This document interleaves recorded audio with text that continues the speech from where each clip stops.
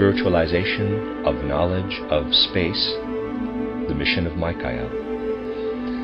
I have often referred to the fact that since about the first third of the 15th century, human evolution has entered upon a special epoch. It can be said that the age which began approximately in the 8th century BC and continued into the first third of the 15th century was the age of Greco-Latin culture, and that the most recent phase of time in which we are still living today began at the point I have indicated. Today we will consider the tasks of present-day humanity in connection with this fact. We know, particularly from the lectures given here lately, that between birth and death man bears in his physical, psychical, and spiritual development on earth the heritage of what he has experienced in pre-earthly existence. And recently we heard in what sense social and moral life is the heritage of that condition between death and rebirth, when man lives in intimate communion with the beings of the higher hierarchies. From this communion it is experienced, as I have described, in rhythmic alternation with another condition. Man brings with him the power of love, and this power of love is the foundation of morality on earth. The other condition is the one in which man withdraws into himself when, as it were, he lifts himself out of this communion with the beings of the hierarchies. And as the heritage of this condition, he brings with him to earth the power of memory, the power of remembrance, which on the one side comes to expression in his egoism, but on the other side predisposes him for freedom, for everything that makes for inner strength and independence. Until the Greco-Latin epoch, the faculties that enabled man to shape his civilization from within were in a certain respect still a heritage of pre-earthly existence. If we go back to still earlier times in the evolution of humanity, to the Old Indian, the Old Persian, and the Egyptian epochs, we find evidence everywhere of knowledge, of ideas, which flow, as it were, out of man's inner being, but are also connected with the life between death and rebirth. In the Old Indian epoch, man has a clear consciousness that he belongs to the same quote-unquote race to which the divine spiritual beings of the hierarchies belong. A man of knowledge in ancient Indian civilization feels himself less a citizen of the earth than of the world to which these divine spiritual beings belong.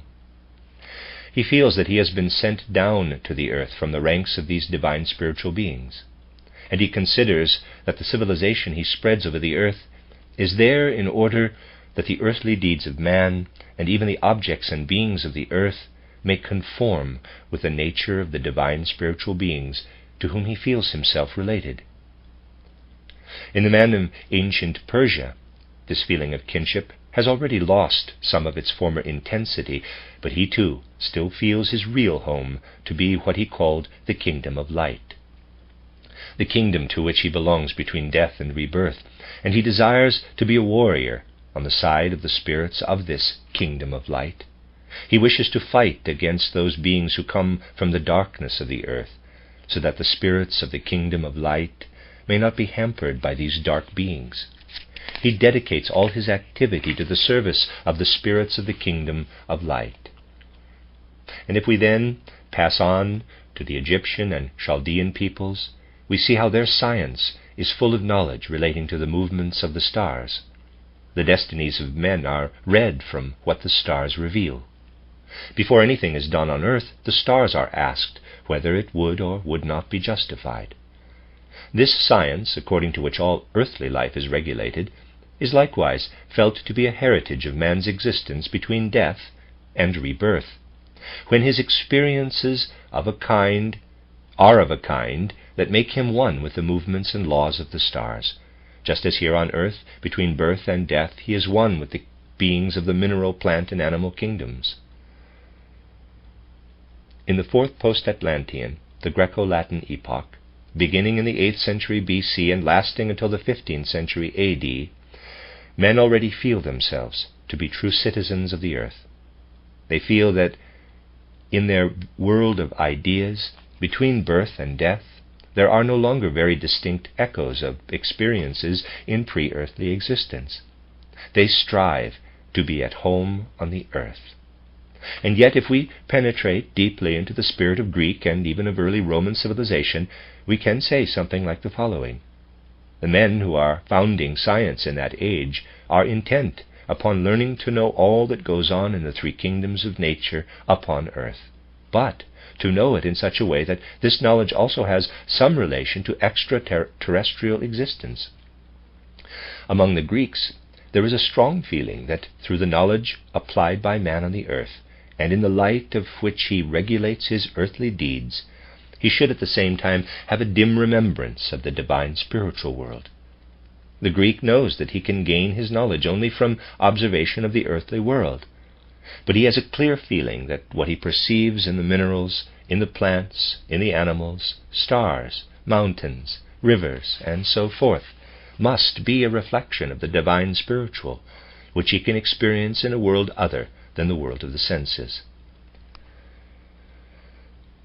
This is the case because in that epoch man still feels that with the best part of his being he belongs to a supersensible world. This supersensible world has, to be sure, become darkened for human observation. That is how man puts it to himself. But during earthly existence, too, he must strive to illumine it. True, in the Greco-Latin epoch, men can no longer regulate the ordinary deeds of humanity in accordance with the courses of the stars, since their mastery of the science of the stars is not on a par with that of the Chaldean and the Egyptians. But at all events they still endeavor, rather gropingly, through studying expressions of the will of the divine spiritual beings, to bring something of the divine spiritual into the earthly world. In places of the oracles and in temples, men sought to ascertain the will of the gods from priestesses and prophetesses, as you know from history. And we see how these endeavors to ascertain the will of the divine spiritual beings with whom man himself is one during pre-earthly existence were also customary in other regions of Europe at the time when Greco-Latin culture was in its prime in the south. In the Germanic regions of Middle Europe, for example, priestesses and prophetesses were highly venerated. Pilgrimages were made to them, and in ecstatic states of consciousness, the will of the gods was made known to men, so that their deeds on earth might be in conformity with this will. We can see quite clearly how up to the 12th and 13th centuries, although the urge is by then less intense, man strives to formulate the knowledge he seeks in such a way that it contains within it the will of the divine spiritual world. Through these centuries of the Middle Ages, right up to the 12th and 13th, we can find places which at that time were still considered sacred, and later became our laboratories. We can find places where the so-called alchemists were investigating the forces of substances and of nature processes. We can peruse writings which still give a faint picture of the kind of thinking that was applied in those old centers of research. And we shall everywhere discover evidence of the striving to bring the substances themselves into such combinations or mutual interaction that the divine spiritual can work in the vial, in the retort. In Goethe's Faust, there is an echo of this attitude of soul in the scene where Wagner is working in his laboratory to produce Homunculus. It is really not until the turn of the 14th and 15th centuries in Western civilization that the desire arises in man to lay the foundations of a science in complete independence, without bringing his ideas into any direct connection with the divine spiritual will by which the world is ruled. A purely human form of knowledge arises for the first time during this period. It is knowledge that is emancipated from the divine spiritual will. And it is this purely human knowledge, emancipated from the divine will, of which the science of Galileo and Copernicus is composed. It is science through which the universe is presented to man in the abstract picture current today, the picture of a vault, as Giordano Bruno was the first to envisage, with the stars circling in it as purely material bodies, or even in a condition of rest, taking their share in cosmic happenings. This picture of the universe makes us imagine that a vast mechanism works in upon the earth from cosmic space. and even in the investigation of earthly things, people confine themselves fundamentally to what can be calculated and measured, and so be part of an abstract mechanism. This, however, is a world of conceptions and ideas which man can spin out of himself with the help of external observation and experiment, where the physical substances alone are believed to affect each other, the nature processes to become manifest, and where the divine spiritual is no longer sought in the world of nature. There is a vast difference between this conceptual world and the kind of thought that preceded it in human evolution. It is only since the first third of the 15th century that man's concepts and ideas have become purely human. And it is the spatial with which man has mainly concerned himself since this period began. If you go back still farther to the times of the Old Indian, the Old Persian, the Egypto-Chaldean culture, everywhere you will find that world conceptions refer to world ages. They point back to an ancient epoch when mankind still had intercourse with the gods, to a golden age. They point back to another epoch when man still experienced on earth at least the sun reflection of the divine, a silver age, and so on. Time, in the course of time, play a conspicuous role in the world pictures of early evolutionary phases. Likewise, when you consider the Greek epoch, and indeed the whole world picture that was current at the same time in the more northerly and middle European regions, you will find that everywhere the idea of time plays an essential part. The Greek points back to that primeval age when cosmic happenings are the outcome of interaction between Uranus and Gaia. He points to the next age, to Kronos and Rhea, then to the age when Zeus and the other gods known in Greek mythology rule the cosmos and the earth. And it is the same in Germanic mythology. Time plays the most essential role in all these world pictures. A much less important part is played by space. The spatial element is still obscure in the Norse and Germanic world pictures, with the world Ash, the giant Ymir, and so forth. That something is taking place in time is quite clear, but the idea of space is only dimly dawning. It is a factor of no great significance.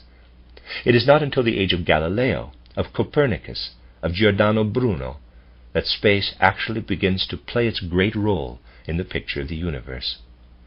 Even in the Ptolemaic system, which admittedly is concerned with space, time is a more essential factor than it is in the world picture familiar to us since the 15th century, in which time actually plays a secondary part.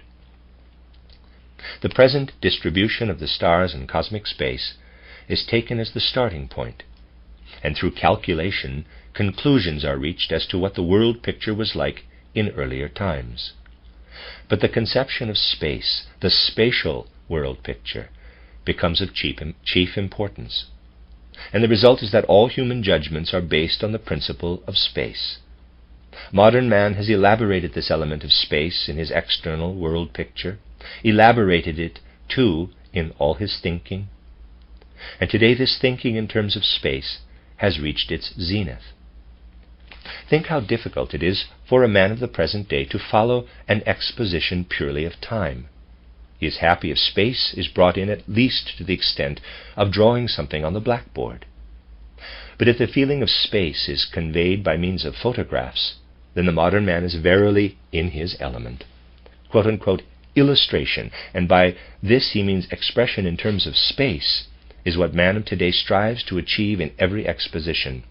Time, inasmuch as it is in perpetual flow, has become something that causes him discomfort.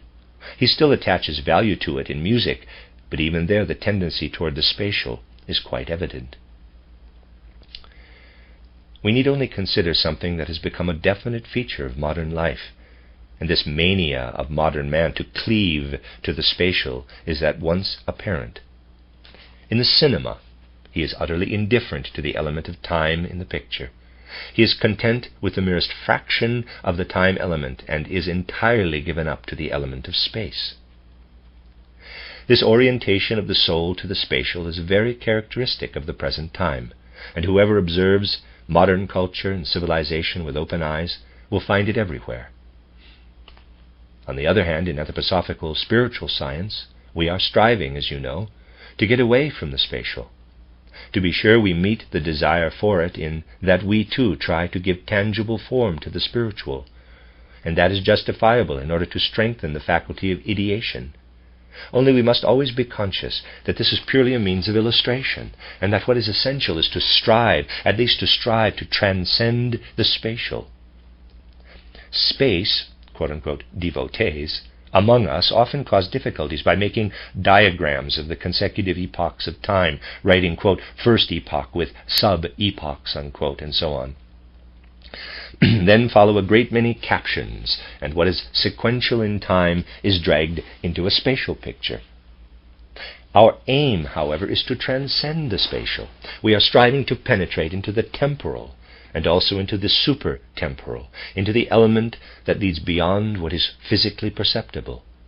The physically perceptible exists in its crudest form in the world of space, and there thought is led in a certain direction. I have often spoken of the real intentions of anthroposophical spiritual science. It certainly does not belittle, let alone reject, the mode of thinking engendered in the age of Galileo, Copernicus, Giordano Bruno.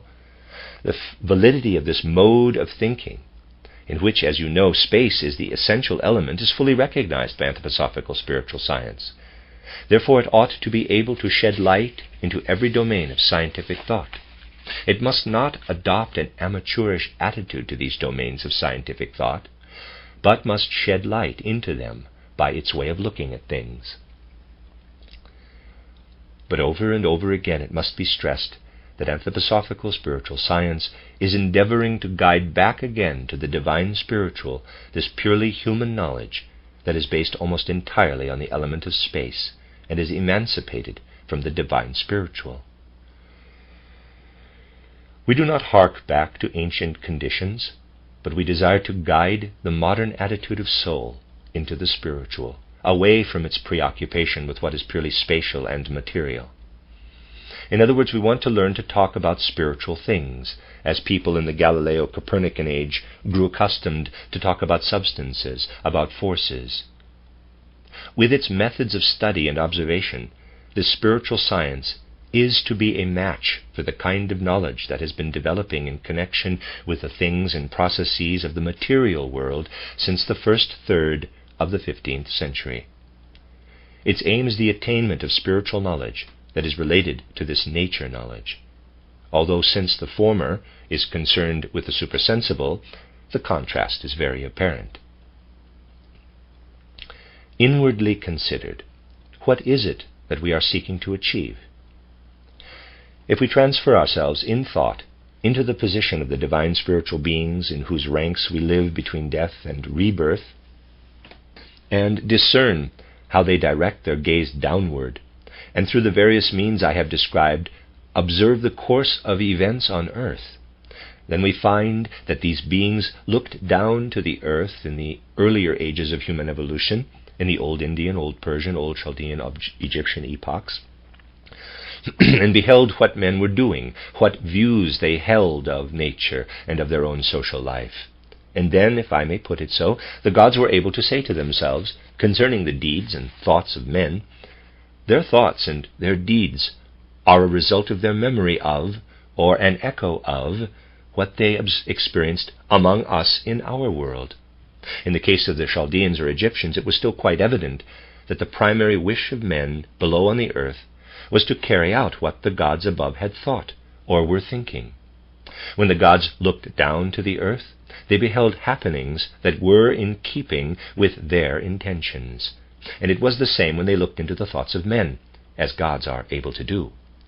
Since the first third of the 15th century, this has changed. Since then, the divine spiritual beings have looked down to the earth, and especially when they look down at the present time, they find that things everywhere are fundamentally alien to them, that men are doing things on the earth which they themselves have planned in accordance with the phenomena and processes of earthly existence. And to the gods with whom men live between death and rebirth, this is an entirely alien attitude. When an alchemist in his laboratory was endeavoring to ascertain the divine spiritual will through the combination and separation of the elements, a god would have beheld something akin to his own nature in what the alchemist was doing. If a god were to look into a modern laboratory, the methods and procedures adopted there would be intensely alien to him. It can be said with absolute truth that since the first third of the 15th century, the gods have felt as if the whole human race had fallen away from them in a certain respect, as if men down on the earth were engaged in self-made trivialities, in things which the gods are unable to understand. Certainly not the gods who still guided the hands and minds of men in their scientific pursuits in Greco-Latin times. These divine spiritual beings have no active interest in what is done in modern laboratories, let alone in modern hospitals. I was obliged on a previous occasion to say that when the gods look down through windows, as I called them, what interests them least of all on earth is the kind of work carried out by professors. What goes to the very heart of one who has genuine insight into modern initiation science is that he is obliged to say to himself, "In recent times we men have become estranged from the gods. We must seek again for bridges to connect us with the divine spiritual world." And it is this that quickens the impulse for anthroposophical spiritual science.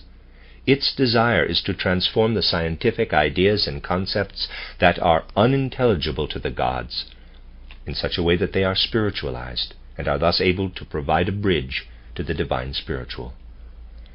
It should be realized that light, for example, is something in which divinity is present.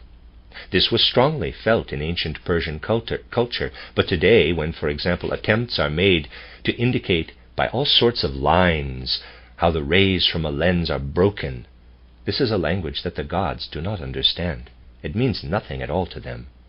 All these things must be approached by an attitude of soul that enables the bridge to the divine to be found once again. To realize this means a great deepening of insight into that kind of task that is incumbent upon the present age in the matter of transforming and metamorphosing our unspiritual ideas.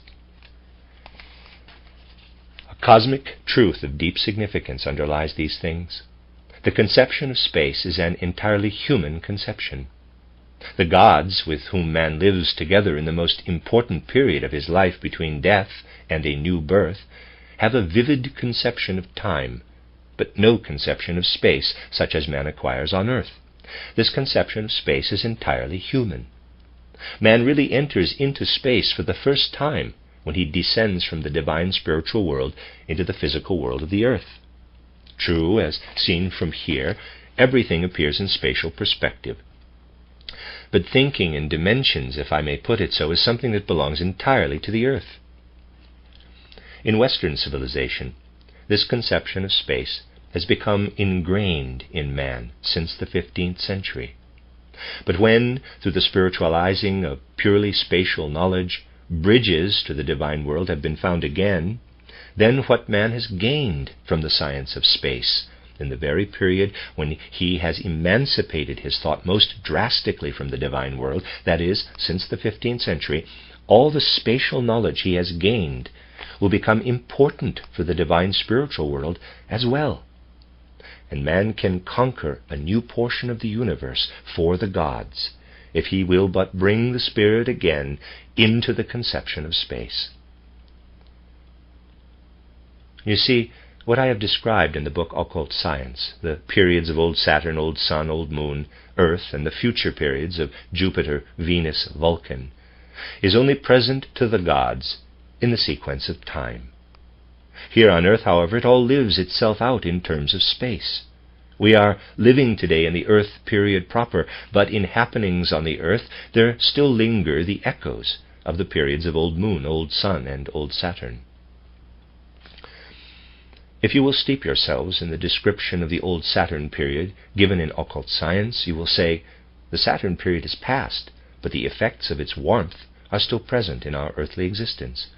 Saturn, Sun, Moon, Earth are within one another. They exist simultaneously. The gods see them in the sequence of time. Although in earlier ages, even during Chaldean times, they were seen in their succession, now we see them within one another, spatially within one another. Indeed, this leads very much farther, and if we study these things in detail, we shall discover what really lies behind them.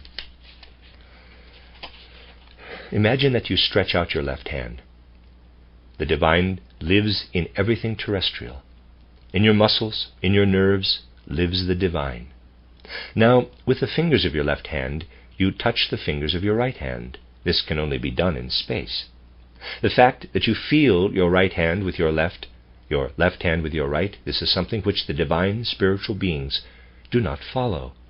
They follow the left hand and right hand up to the point of contact, but the feeling that arises between the two is an experience which the faculties possessed by the gods do not make possible. It is something that arises only in space. Just as little as the gods behold Saturn, Sun, Moon, and Earth simultaneously, but only in succession, in time, so they have none of the purely spatial experiences known to man. When you look with your left and right eyes, and have the lines of vision from right and from left, the activity of the gods is present in the vision from the right eye, and again in the vision from the left eye. But in the meeting of the two lines of vision lies the purely human element. Thus we experience as men, because we have been placed into the world of space, something that is experienced in a state of emancipation from the activity of the gods. You need only extend this imagery of the right and left hands to other domains in the life of earthly man, and you will find a great many human experiences that fall right away from the gods' field of vision. It is really only since the first third of the 15th century that man has brought ideas of a purely human kind into these domains. Hence human thinking has become less and less intelligible to the gods when they look down to the earth. And with this in mind, we must turn our attention to that most important event in the last third of the 19th century, which may be characterized by saying that the rulership of the spiritual being known as Gabriel was succeeded by the rulership of that other spiritual being known as Michael. In the last third of the 19th century, the spiritual being we call Michael became the ruler, as it were, of everything of a spiritual character in human events on the earth. Whereas Gabriel is a being orientated more to the passive qualities of man, Michael is the active being, the being who, as it were, pulses through our breath, our veins, our nerves, to the end that we may actively develop all that belongs to our full humanity in connection with the cosmos. What stands before us as a challenge of Michael is that we become active in our very thoughts, working out our view of the world through our own inner activity. We only belong to the Michael age when we do not sit down inactively and desire to let enlightenment from within and from without come to us, but when we cooperate actively in what the world offers us in the way of experiences and opportunities for observation. If a man carries out some experiment, it does not fundamentally involve activity. There is not necessarily any activity on his part. It is just an event like any other event in nature, except that it is directed by human intelligence. But all happenings in nature have also been directed by intelligence. How is man's mental life nowadays affected by experiments? There is no active participation, for he simply looks on and tries to eliminate activity as much as possible. He wants to let the experiment tell him everything, and regards as fanciful anything that is the outcome of his own inner activity. It is precisely in their scientific ideas that men are least of all in the Michael age. But humanity must enter into the Michael age. If we put the question to ourselves, what does it actually mean in the whole cosmic setting that Gabriel should have passed on the scepter to Michael? Then we must answer. It means that of all the beings who spiritually guide humanity, Michael is the spirit who is the first to draw near to what men here on earth are doing as the result of this emancipation of knowledge since the first third of the 15th century. Gabriel stands in utter perplexity before the ideas and notions of a cultured man of the modern age. Michael, who is closely connected with the forces of the sun, can at least instill his activity into such thoughts of man as can be impulses for his free deeds. Michael can work, for instance, into what I have called in occult science free, pure thinking, which must be the true impulse for the individual will of man acting in freedom in the new age. And with the deeds of man which spring from the impulse of love, Michael has his own particular relationship. Hence he is the messenger whom the gods have sent down so that he may receive what is now being led over from knowledge emancipated from spirit into spiritualized knowledge. The science which as anthroposophical spiritual science again spiritualizes spatial thinking lifts it again into the supersensible.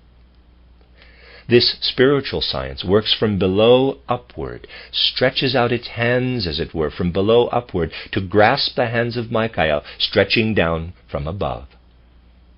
It is then that the bridge can be created between man and the gods. Michael has become the regent of this age because he is to receive what the gods wish to receive from what man can add to the time concept through the space concept.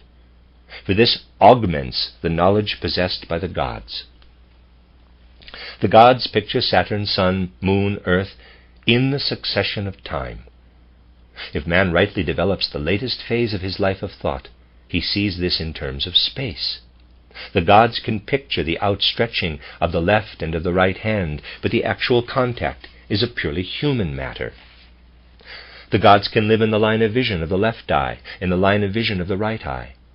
Man envisages, in terms of space, how the vision of the left eye meets that of the right eye.